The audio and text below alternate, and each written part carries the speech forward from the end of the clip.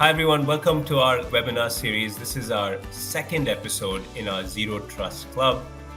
In this episode, we're going to be talking about myths, and we call it Mythbusters after the TV show. So we're going to bust some myths around Zero Trust. My name is Tarun Desikan. I'm the EVP of Cloud Secure Edge at SonicWall. I've been in network security for 20 plus years, and I've been working in the Zero Trust space, the security space, for the last 10 years or so. I am Cara Parfitt. I am our VP of Technology Alliances at Logically. And basically what that means is I work with all of our technology providers, primarily with SonicWall, to make sure that we are really leveraging the technology to its best potential within our customer environments and really bridging the gap between what those customer problems are and how can we solve them with the technology at our disposal. And we have been a very, very long time SonicWall partner, 20 plus years. And this is SonicWall's acquisition of Banyan and bringing on the ZTNA product is probably one of the more exciting developments in recent history. Awesome. So with that, before we jump into the myths and the specific, misconceptions in the market, let me just spend a couple of minutes. When we say zero trust or ZTNA, zero trust network access, what do we mean? So specifically, when in relation in this conversation, we talk about zero trust as a contrast to a traditional security model. A traditional security model is what most organizations have been using for the last 10, 20 years, which is it's predicated on folks coming into the office, having the network security stack physically, physical appliances or virtual appliances running in the office or other on-premise locations, and using those appliances to manage security. And so the traditional security model says, hey, if someone's not in the office, if they are remote, or if they're a contractor who doesn't come to a physical location, or if the applications are not in the office, if they're on the internet, or maybe they're running in the cloud, then you use a VPN to connect resource to the user. And that's a traditional security model. And over the last 10, 15 years, as we all know, that security model does just no longer works. There are a few reasons why. The first is more and more resources are no longer running on-premise. They're running in the cloud, they're running on the internet. And so the management of this kind of security model has become very hard. Complicated policies, complicated patching. The second reason is that users themselves don't want to always dial into a VPN. They're working from coffee shops, they're working from airports, they're used to working from their phones and clicking a button. That's the experience they want, and they don't like the slow drop connections associated with the VPN. And finally, a lot of security breaches happen because this security model kind of just has explicit trust in the network. If you're connected to the network, you can access everything. That is the traditional security model. So when we talk about zero trust, and we essentially mean a modern security model that relies on user and device trust. So explicitly authenticate the user, explicitly establish which device that user is using, and then use the appropriate technique to connect them to the resource. So if a resource is on-premise, you might still use a VPN, but only for authenticated users and devices. If the resource is running, say, in the cloud, you would use Zero Trust Network Access or a cloud access security broker to connect to those resources. And finally, to protect the user while connecting to the internet, use a secure web gateway. So when we talk about zero trust, essentially it's explicit authentication combined with least privileged access connectivity to the resource they need. Cara, anything you'd add before I jump a little further? No, I don't think so, other than I think just to reiterate that the traditional VPN model, like you said, it just, not that it completely doesn't work anymore, but it is becoming obsolete. And it is because of that transition to hybrid environments. When I think about our customer base, which is, close to 2,000 customers that range anywhere from retail to schools to manufacturing and healthcare, it really, really ranges. So we have all of the flavors to kind of pull from. And I can't think of many that aren't in a hybrid environment now that need something a little bit more robust to solve that multi-flavor access need. Yeah, absolutely. And I think the one other aspect which I want to cover in this slide is security threats have changed. The VPN was designed for a world where the security threats were of a certain type. Essentially, the fundamental threat in those days was maybe malware that infiltrated the network, and by tying down who had access to the network, you could protect that kind of malware. But if you look at today's attack, so this is a little complicated slide, but bear with me. Most attacks today start with a phishing email. It actually targets a specific user and somehow tricks them into getting into a specific malicious site. And on that malicious site, they then would download some malware, or they would enter their credentials, and then there would be a compromise. And this is, I would say, 80 to 90% of attacks today happen with a simple flow. It actually starts with the user. And what then happens is that attacker now has privileges. They have privileges into your organization. And that privileges could be in the form of access to your network, or more and more often, it's access to the cloud resources your organization uses. And by definition, cloud resources are available to everyone. So if your credential is stolen, maliciously, your external actor can use your credentials and access those cloud resources. So modern attacks typically happen targeting the user, grabbing a credential, and then escalating privilege. And so what a zero trust model essentially does is it has a bunch of techniques that prevent this standard form of attack. So the first technique is just DNS and URL filtering. We have a great database of all the ongoing threats. It's a crowdsourced database. We imbibe a lot of data. SonicWall has millions of endpoints gathering this data. And so if a user even goes to the malicious site, that gets blocked right away. So over half of these attacks can be blocked just by a very simple filtering logic. The second concept in zero trust is device trust. So zero trust products will look at signals from other tools, like an endpoint security tool or an antivirus tool running on your device. And if your device is compromised, you will not get access to those cloud resources. That's another very core concept in zero trust. Extending device posture for highly secure environments or sensitive assets, say your financial software or sometimes your Salesforce, you can lock down access only to trusted devices. So even if I steal your credential, if you don't come from an approved device, you will get blocked. And so zero trust just uses some of these modern techniques to essentially counter these modern threats. So with that, let's jump into some of the misconceptions that folks have around zero trust. So this is my first and probably my biggest pet peeve, this belief that zero trust is only for large enterprises. Cara, your customer base is very diverse, right? Like what do you see in your customer base as it pertains to zero trust and the size of the enterprise? Well,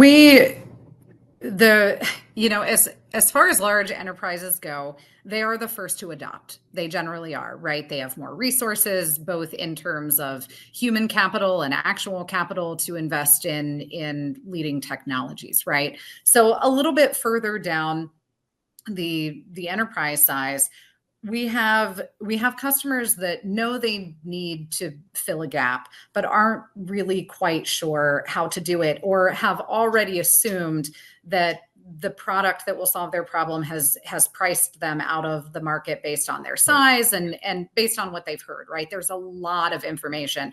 And it's, funny talking about this coming out of election season, and just the amount of information and how to make sense of what is true and what is not, and what actually applies to their businesses. And a lot of our conversations tend to revolve around the fact that, number one, this technology is much more accessible than they've been led to believe, right?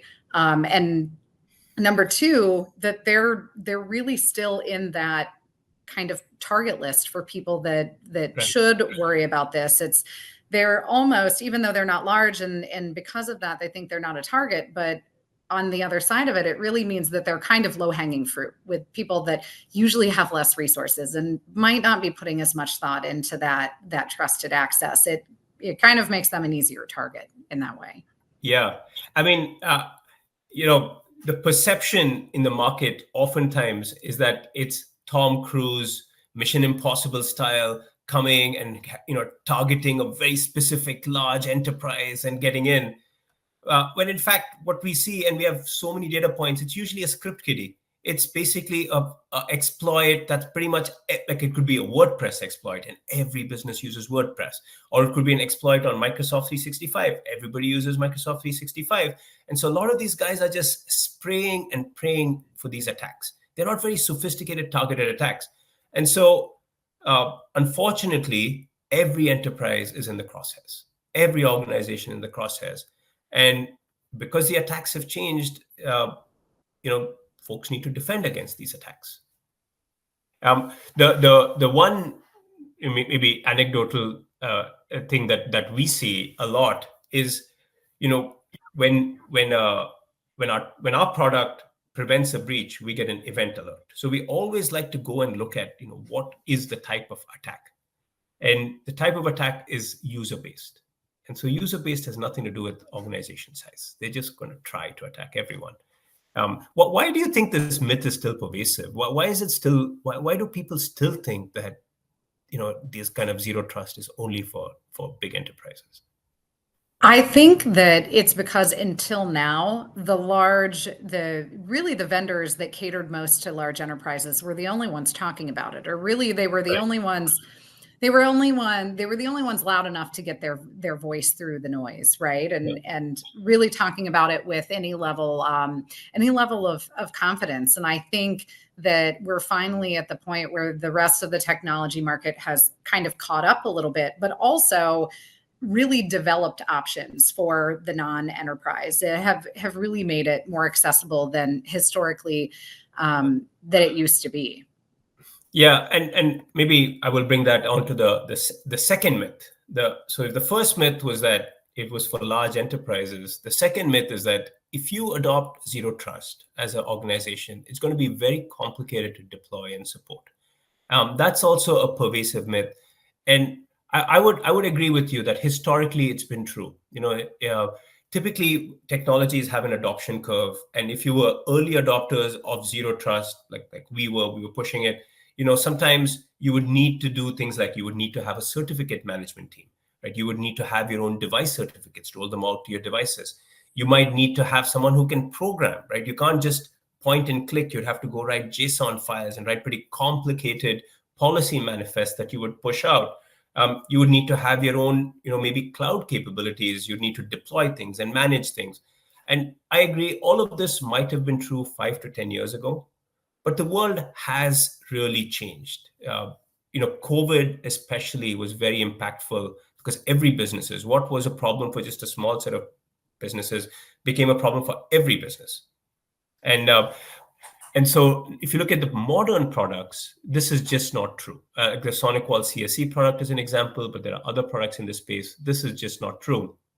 Having said that, if a company does need help, deployment and support, this is where folks like Logically can help, right? So how do MSPs think about deploying and supporting zero trust technology?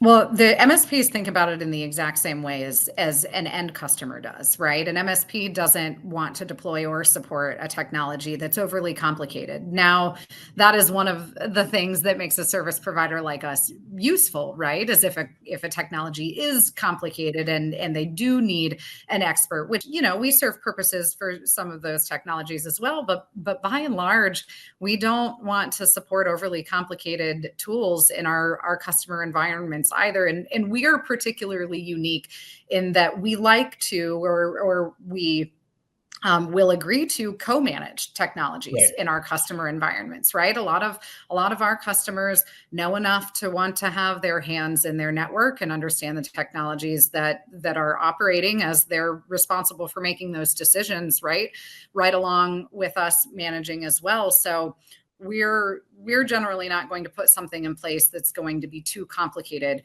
for either party, which is where this has, because again, I'll go back to customers' perception in the past as well. Our perception, especially with products in the marketplace 5-10 years ago, was that, they fit a really specific niche and they they require too much overhead for it to be beneficial for us to support it in too many customer environments, right? And so luckily we have gotten to the point, and we're bringing our customers along with us, that we realize the barrier of access is much, much lower, and it's much more manageable for all parties. And I would actually argue that the traditional security model has become harder to support. And it's primarily because more people are mobile.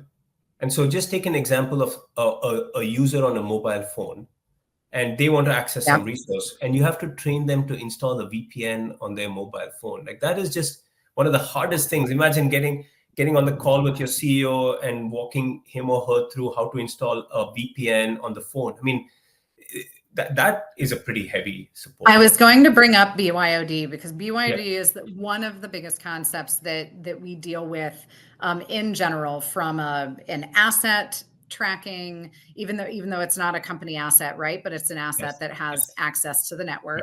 Right. And how have you guys addressed the increase in prevalence of BYOD, and how the product addresses it? And it's not just us. I would say pretty much all the vendors have kind of realized. So fortunately for us, the devices typically fall in just two platforms, Android and iOS. Now, I know there are other non-mainstream mobile phones, but we don't deal with those. And both these devices have very nice sandbox models. And they have very clean app stores through which you can deliver products. And so as long as you're in the app store and you make it, and users are very used to going to an app store and clicking a button and downloading it. So if you're in the app store, so in our case, you go into the app store, you just download the SonicWall CSE app, and you authenticate one time, it'll register your device.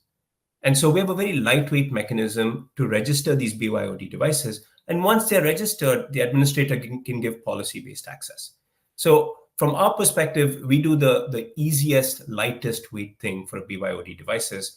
Now, it is a spectrum. Some of our more compliant customers, they'll want to fully manage those devices. They'll want the ability to remote wipe those devices. They want the ability to lock down what kind of data gets downloaded to those devices. That's a mobile device management problem. There are other vendors that do it very well. We kind of don't go there. We just focused on registering the device, giving access to the device, making a VPN very simple on the device. And that has solved the problem for most of our customers.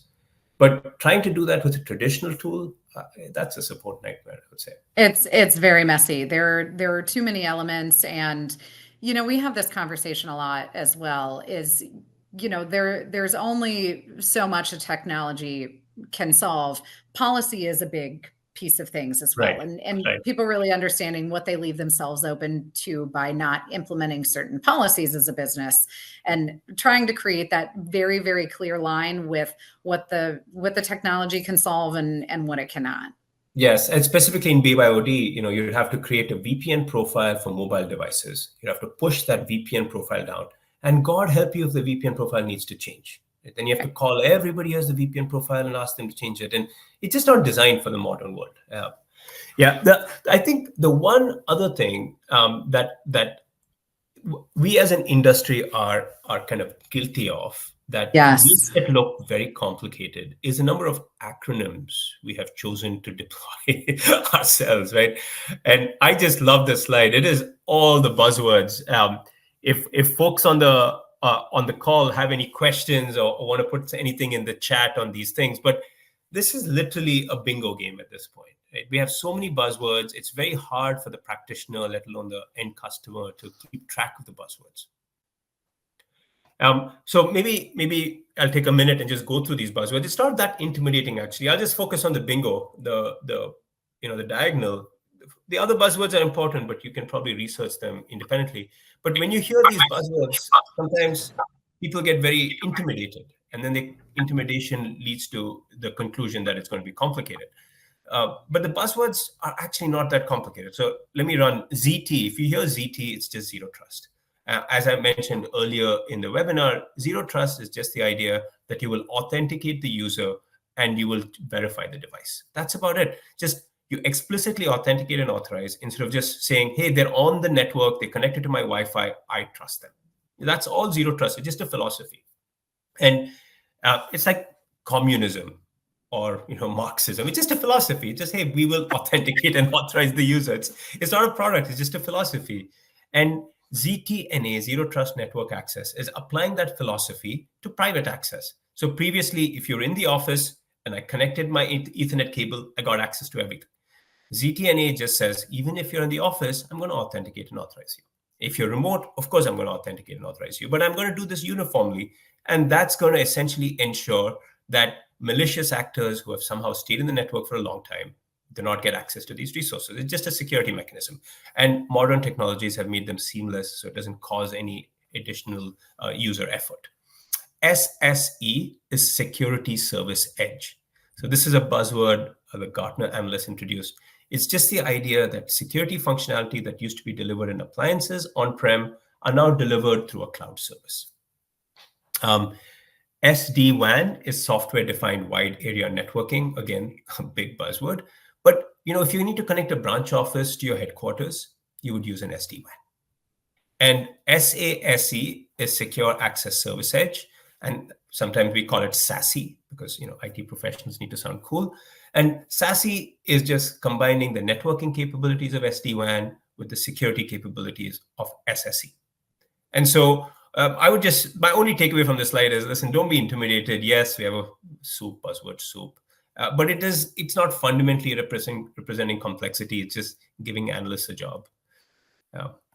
It's so funny that you say that. I mean, we held a conference recently for our customers, and you were there. Yeah. One of the customers that was there commented that he had acronym fatigue. He said, Yes. I'm exhausted by this. I have no energy left to learn what each of them is. And he said, 15 minutes ago, I was talking to someone that kept mentioning sassy. And I was thinking like sassy, like my 13-year-old daughter. What are we talking about? And I was like, man, you hit the nail on the head. And a lot of that buzzword bingo. And I think that creates fatigue within customers as well, and in feeling like it's all too confusing to keep up with, when really there's so much overlap between and also I think it's just a sign of an industry trying to find a footing.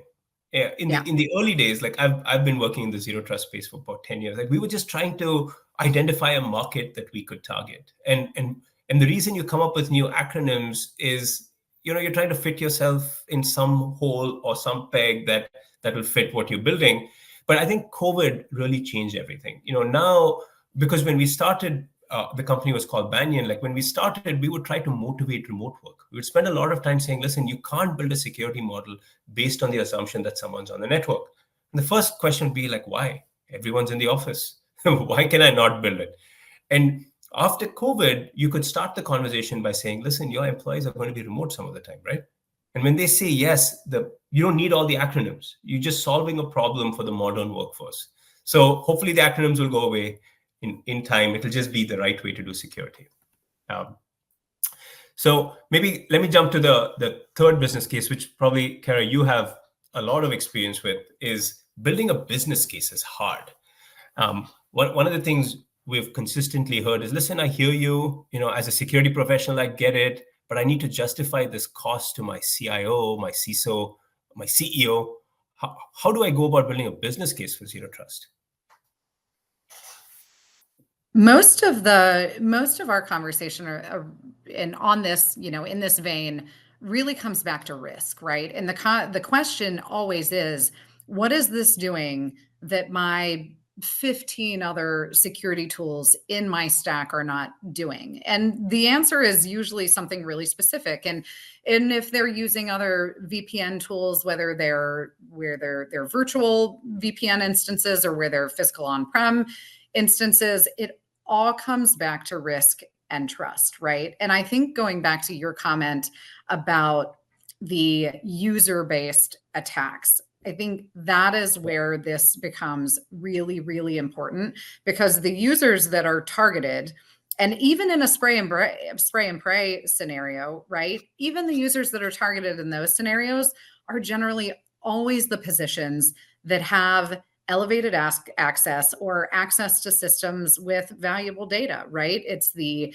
accounting people, it's the executives, it's the network administrators, and it is scary how many network admins out there we find that really leave their, what we call them, their, godlike privileges that they carry in their account, that if someone gets lazy and their access is lax, then that is the keys to the kingdom, right? But that's not, that's almost not the easiest way in. It's the other users and their maybe their less direct access to critical systems that end up being the way in, but the way that they're the people that there is real quantifiable risk to the business attached to. Yeah, I like that actually. And I built these slides independent of you, but this is exactly what I wanted to talk about, which is the way to build a business case is talk about how risk has changed.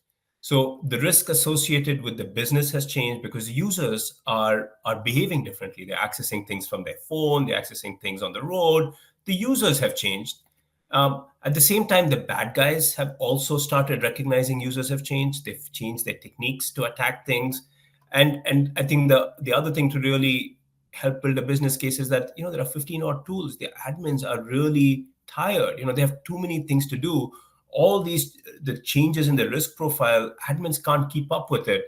And so if you can communicate this in an articulate fashion, different organizations will need to do it differently. It should be pretty straightforward to explain to your executives why you need a new security product. The one thing I really hate, though, is the ambulance chasing business case. That is probably my pet peeve. You read this all the time, which says, 70% of small businesses will be hacked in the next 24 months. And then 90% of attacks put a business out of, commission for, ransomware costs $20 million. How do you react to those? So earlier in the webinar, when we were talking about the buzzword bingo and acronym fatigue, another thing that people are really, really fatigued by is that fear factor, right? Yes. And especially as it relates to ransomware, because that was the story for so many years. And I think it's like anything, the more prevalent the conversation is, the more dull that it gets, right? It gets a little muted. And that's where I think people are. They're a little exhausted by the fear-based conversation. And it's not really, the conversations we have are not so much about the it's not if, it's when, right? Even though we all have dozens and dozens and dozens of breach examples that could have been avoided in really easy ways. But for us, everything comes back to asking the questions and really, really understanding what is important to the business. What is the absolute largest priority for the well-being and longevity and security of the business, and understanding who it is important to, right? What are the consequences if something does happen? Yeah. And really build it from there, reverse engineer it from there, because the consequences really are different for everyone. And the statistics you mentioned, they are real numbers. They are based on reality. But a lot of times, if people really haven't been directly involved with it, or even involved in something by association or heard through the grapevine, then it's really difficult to make the connection. Yeah. And the other thing I would say is fatigue is a very real thing, and it's true in every sector, not just in our sector. And if you cannot give something actionable for the executive to do, and you just sit and complain and paint this really sordid picture of the world, right? It's not beneficial to anybody. Yeah. So maybe one last myth before we take a few questions. One myth is, or one common challenge we face is when the when the executive says, hey, but I already bought so many security tools. I have enough security. Why do I need yet another security tool? This may not be specific to zero trust in general, it might anywhere in security. But how do you think about answering a question like this, where you say, hey, I have enough security. Why do I need another one? Right. We usually, our go-to for this is to do an audit, right? Yep. We have, and most companies do, many companies do, but we have a really clean and nice grid that basically outlines, here are all of the critical areas of security for a business, right? And here are kind of for the top 1, 2, and 3 ways that most people tackle it, right? Like we have our bare minimum, think in terms of what is the bare minimum that any business should have, absolute bare minimum. And then what is the next 2 or 3 best practice items? And then what is the holy grail of a very, very secure business. And we start to kind of, we fill that in based on what's currently in place. And it is a really, really great exercise to visualize, to put on paper and visualize where there is overlap and then where there are gaps as well. Because a lot of times what we end up identifying is the ability to get rid of some tools and consolidate in a lot of cases, but it's really difficult to do that without going through that exercise, right? Whether a business does it on their own or through a provider. Right. And the audit is very helpful. But I think maybe the other thing to also keep in mind is, as the business changes, you need to adapt and purchase new security products. Right. See, when the business wasn't using the cloud, when the business wasn't supporting a remote workforce or a hybrid workforce, you could make do with the security products you'd already purchased. But as the business has transformed, and all businesses have to transform, I can't think of a single business that hasn't adopted the cloud. Right? It's just the reality. It's just more efficient. And now AI is coming along. And as businesses transform, IT and security have to keep up. And so one way to address a concern that says, I have enough security, it's like, dude, you're buying new products, investing in new capabilities. Security has to keep up with those. Awesome. So we are happy. I see a few questions coming in. If you have any more questions, please ask away. Or you can put it in the chat. There's a question mark. Should be a question on the top right. You could please ask, and we'll try to get to them. And then maybe just let me summarize what we just covered. So, in terms of the 4 key kind of persistent myths we see, they fall into 4 buckets by and large. The first is that zero trust or the approach to ZTNA is only for large enterprises. And as Cara and I spoke about, the attacks are happening to everyone. The attacks are not targeted at just the large enterprises. And so you have to defend your organization. So at this point, it's just pragmatic to invest in a zero trust solution. The second is around complexity. Zero trust products rightly had a reputation for being complicated to operate and deploy. But in the last few years, things have changed dramatically. More vendors have entered the market. The existing vendors have also upped their game. So the answer to that is just try a product. Both SonicWall offers a product. Logically can help, if you work with Logically, help you set up and run a POC as well. Just try it for yourself, and you'll be pleasantly surprised how much improved the admin experience is. There's actually a question on the admin experience. I'll try to answer that in a second.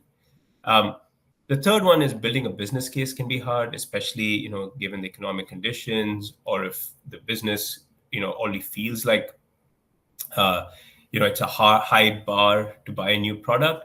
And there, I think instead of doing fear, uncertainty, and doubt, a FUD approach, our recommendation is just explain to the executives how the usage patterns have changed, and then build a business case based on employee experience and admin fatigue and the bad guys too. And then the last myth is that I have enough tools, I'm covered.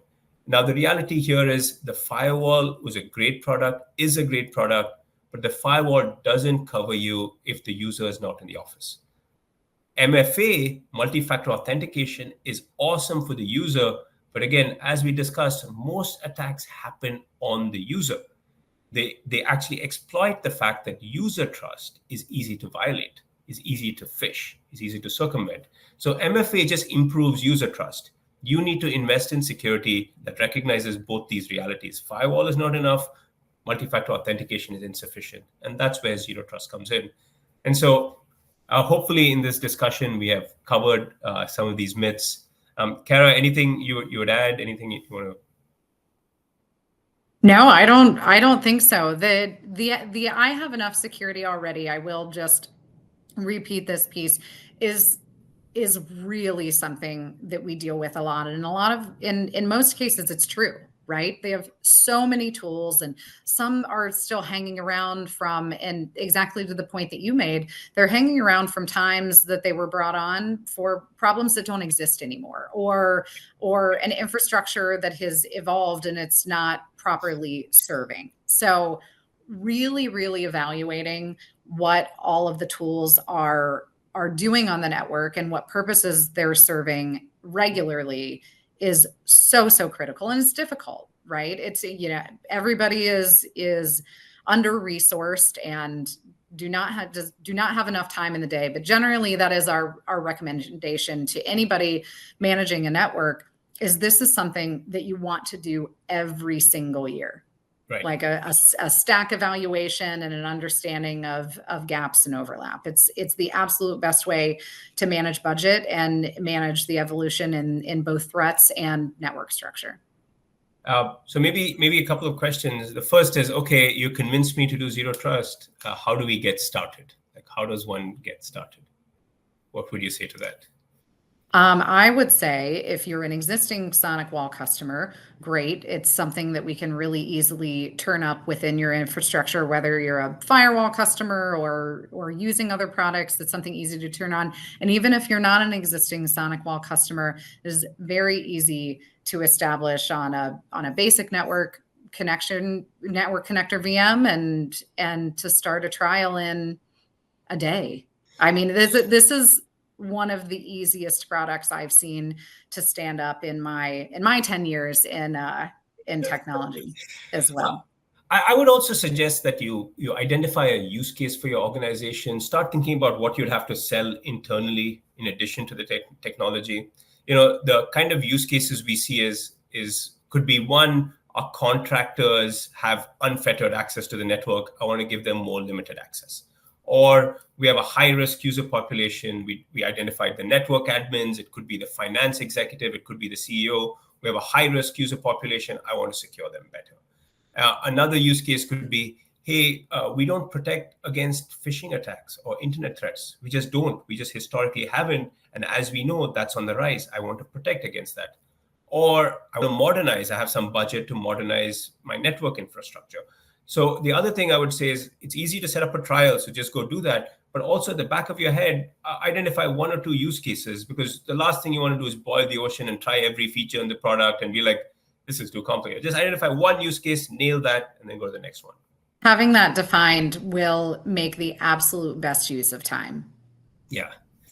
We have another question here is, can you show a demo of the end user screenshots of the admin console? That's from Brent. Absolutely, Brent. I mean, I think in this webinar, the setup is not ideal, but I posted a link to YouTube. Also, if you just Google SonicWall Cloud Secure Edge demo, a bunch of these things come up. We just did one maybe 2 weeks ago. It was a complete, exhaustive, end-to-end webinar with end user experience, admin experience, bunch of workflows. So I unfortunately don't have the time to do an in-depth demo here, but there's a lot of stuff on YouTube. And then if you also reach out to us, or we can reach out to you after this webinar and guide you through the experience. Maybe one last one for you, Cara, is where do you see MSP, managed service providers, really helping drive the adoption of zero trust? What do you see their role as in this world? And this is logically, and I think this is the direction for any managed service provider that's doing right by their customers, is before implementing anything new, really working to understand how to make the greatest impact with the tool for the customer. Really understanding the need and understanding where it can have the greatest impact is going to be the best for the managed service provider in managing the product, but also for the customer and the actual user experience. And I think we've probably seen over and over, and the term that you just used, boil the ocean, in those situations where that where everybody approaches it as if they have a new toy, right? Like I have this amazing new toy and it's got all of these buttons and a lever and something that blinks and it does all of these really, really cool things. And I want to turn them all on right away. And that is a really great way to make sure that everyone is unhappy and that users wonder why we bought it, and to sow doubt in the process, right? So really having a great plan and understanding of what you are looking to accomplish with the individual tools at your disposal, I think is the recipe for success, and where a lot of managed service providers that are doing it the right way, how they are establishing things and where they will take it in the future. Yeah, perfect. That's what we had as it pertains to our content for the webinar today. Just to recap, we covered what Zero Trust is. We covered some of the myths around Zero Trust. And at the end, we spoke about how you would approach getting deployed, getting started yourself. We hope you had an informative session. Thank you so much for your time. Thanks again, Cara, for joining us. Thank you, everyone.